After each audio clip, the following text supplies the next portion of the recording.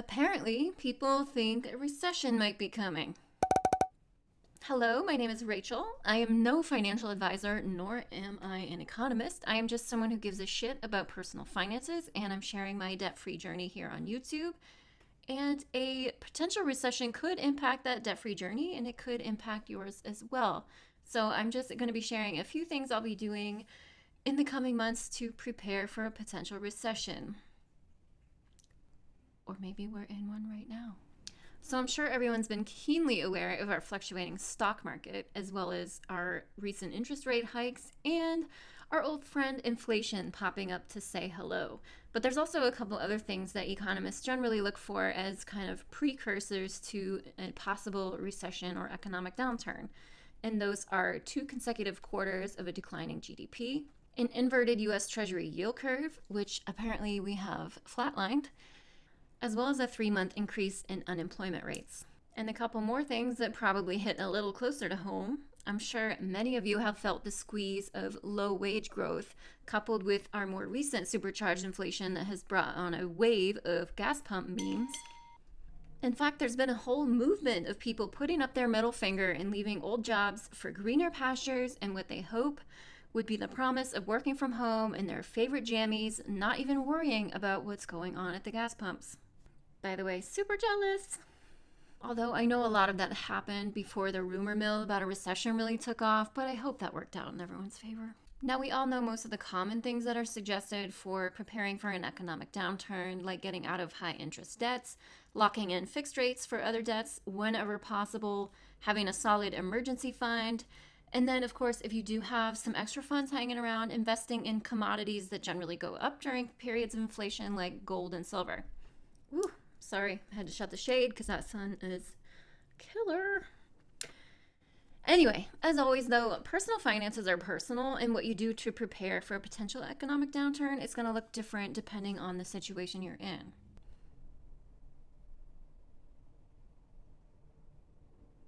Excuse me. I think one of the bigger things that comes to mind for me right now is this whole great resignation and reshuffle. If you are wanting to set yourself up for a new job, I would really make sure that it's something you're going to enjoy. It's going to be stable, and I would really lock it down before shit hits the fan, just because recessions tend to come with a lot of job losses and unemployment, and you don't want to find yourself in that kind of a situation. I also know that changing jobs tends to increase in a greater increase in salary, sometimes up to 10 or 20%, compared to our measly, generally 3% annual raise at current jobs, which, let's be honest, is hardly even keeping up with inflation in general anyways. No matter what, I will always advocate for knowing your worth and going after it. I would just make sure you lock that shit down. As for me, I am, unfortunately, 100% golden handcuffed to my job for a few more years. As much as I hate it, I do make really good money. In fact, more money than I ever thought I would see before retirement age, just based on projected salaries for the particular field that I went to school for, which, for those of you who don't know, is marine biology. So I am fully using my job to get out of debt and set myself up for a very early retirement. Because of that, I don't plan to go anywhere until 2025, and I'm fairly comfortable with my level of job security. For me, I am a utility worker, and I'm a member of a utility workers union, and we were very much essential through the whole pandemic, of course. Everyone still needed electricity, including those hospitals. I also don't carry any revolving credit card debt, and I have nothing else financed other than my student loans, which are currently in forbearance at a 0% interest rate until that forbearance ends. Who knows when that'll be? And of course, I have the mortgage on my rental property, which is locked in at a very low fixed income rate, which now the rental income covers that entirely, of course. But what I am lacking is the solid emergency fund. For those of you who have been following, you know that rental property ate my emergency fund back in October, and so I'm slowly trying to rebuild it.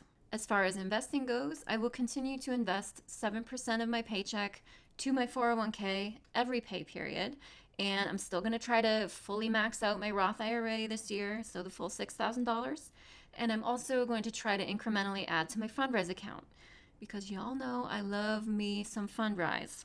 And now I plan to do all of this as the money comes in every bi-weekly paycheck, just as I've been doing all along. I'm sure we've all heard about those people who are all about the buy the dip and wait until they think that the market's at rock bottom and then dump all their money in. But come on now, we all know time in the market is way more important than timing the market, and dollar cost averaging is going to win every single time. So that's what I'm going to continue to do. So basically, I'm changing nothing. So continuing to invest in my 401k, continuing to invest in my Roth IRA, and continuing to invest in FundRise as often as I can, while also simultaneously building my student loan savings to dump on my student loans whenever the forbearance does end, and also rebuilding my emergency fund, because that is the number one thing you should do when trying to get your financial shit together, is have an emergency fund. So I'm working on that as well. So just steady as she goes, doing what I've been doing, which I know how boring, but I like boring because I am boring. If you'd like to follow along with my investing and debt payoff journey, then hit that subscribe button and you can watch all of my investing and money saving steps every single week in this playlist right here, as I am a member of the Transfer Tuesday tribe, as we make a dedicated habit every week of taking steps towards a better financial future for ourselves. And I would love to have you follow along as I take this debt-free journey from almost $250,000 in debt all the way up into the positive and creating passive income streams along the way. Thank you guys so much for watching, and I'll see you in the next video.